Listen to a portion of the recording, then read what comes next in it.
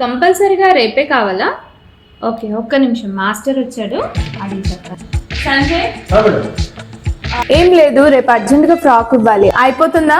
ఓ yes, అయిపోతుంది. పక్కా? 100% అయిపోతుంది. చెప్పండి కస్టమర్ కి. ఓకేనండి, ఇచ్చేస్తాను. సంజయ్, ఇదే కుట్టాల్సిందే. ఓ నేను లైనింగ్ తీసుకో. Okay okay.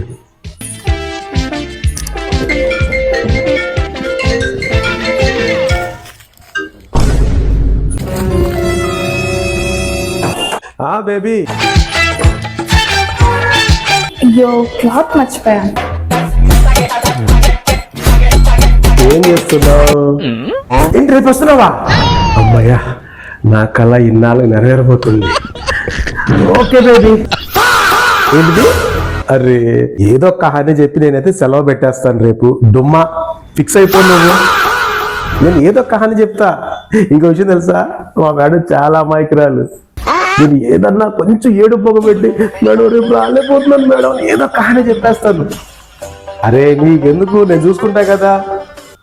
అరే వద్దు బేబీ, నువ్వు ఫిక్స్ అయిపో బేబీ, రేపు డుమ్మా పక్కా బేబీ. బాబాయ్, ఏంటి సార్ అది? బాబాయ్, ఏం బాబాయ్, ఉన్న పొలం వచ్చేసేయాలా?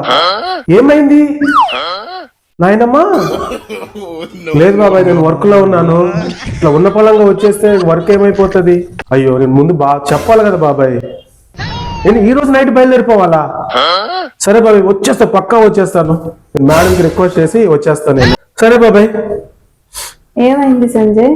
అర్జెంట్గా వెళ్ళాలి మేడం, లేకపోతే బాబాయ్ ఫీల్ అయిపోతాడు. బేబీ ఫీల్ అవుతుందేమో. అదే బాబాయ్ ఫీల్ అవుతాడేమో. అవును మేడం, ఏందో అడిగితే ఏం చెప్పట్లేడు. అర్జెంట్ గా వచ్చేసే అంటున్నాడు. అర్జెంట్ గా వెళ్ళాల్సిందే మేడం. బేబీకి ఏం కష్టం వచ్చిందో. అదే మీ బాబాయ్కి. అవును మేడం. వెళ్ళాల్సిందేనా? తప్పదు మేడం, వెళ్ళాల్సిందే. రేపు వెళ్ళకపోతే బేబీ ఫీల్ అవుద్దేమో. ఏది మేడం, బాధలో టెన్షన్ లో ఉంచి అర్జెంట్ గా వెళ్ళాలంటే బేబీ బేబీ అంటారు. సంజయ్, కోపం వస్తుందా సంజయ్? కోపం కాదు మేడం, వెళ్ళకపోతే ఏం జరుగుతుందని భయంగా ఉంది. అవునా? మరి ఇదేంటిది సంజయ్? ఏది మేడం అది?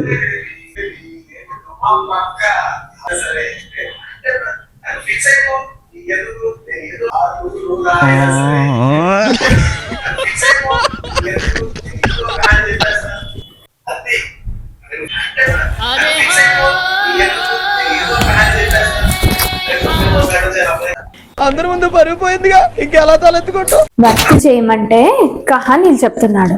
ఇలాంటి కహానీలు చెప్పి ఎన్ని సెలవులు పెట్టాడు. మీ మాస్టర్స్ కూడా ఇంతేనా? అయితే వాళ్ళ మీద ఒక కన్నేసి ఉంచండి.